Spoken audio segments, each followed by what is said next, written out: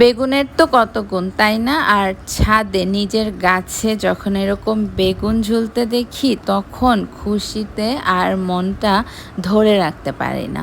তাই ফোন হাতে নিয়েই সাথে সাথে করতে নামি ভিডিও। আপনাদের সাথেও কি এরকম হয় নাকি? পুঁইশাক কিন্তু যত উঠানো হবে এই বর্ষাতে আরও বেশি ডালপালা ছড়াবে। তাই পুঁইশাককে যখন দেখবেন যে অনেক সুন্দর লকলকা হয়েছে, ওই সৌন্দর্য দেখে রেখে দিবেন না, বারবার তুলবেন। তাতে কিন্তু পুঁইশাকের গাছটা অনেক বেশি ঝাঁকড়া হবে, ছড়াবে।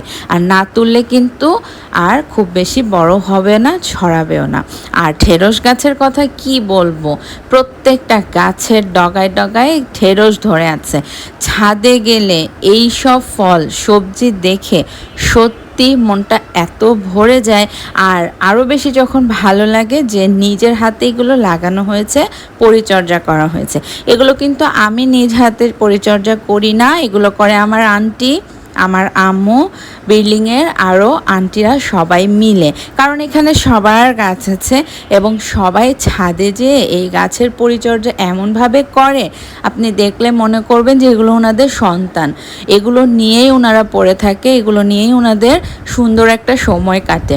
আর এগুলো দেখতে আমাদের অনেক বেশি ভালো লাগে। তাই মাঝে মধ্যে ছাদে যেয়ে ঘুরে আসি। মনটা যখনই একটু খারাপ লাগে বা একটু ইচ্ছে করে, চট করে ছাদে যেয়ে ঘুরে আসি আর এই গাছগুলোর সাথে দেখা করে আসি। অনেক দিন পর পর ছাদে গেলে এই গাছগুলোর চিত্র চেঞ্জ হয়, ওরা বড় হয়। হঠাৎ করে 4-5 দিন পরে গেলে দেখা যায় কি গাছগুলো হঠাৎ করে অনেক বড় হয়ে গেছে। কিন্তু এগুলো গাছ কিন্তু হঠাৎ করে বড় হয় না, এদেরকে অনেক যত্ন করে আমার আন্টিরা, অনেক যত্ন করে, যার কারণে এগুলো এত সুন্দর হয়। দেখেন পেঁপেটাও কত সুন্দর, মাশাআল্লাহ।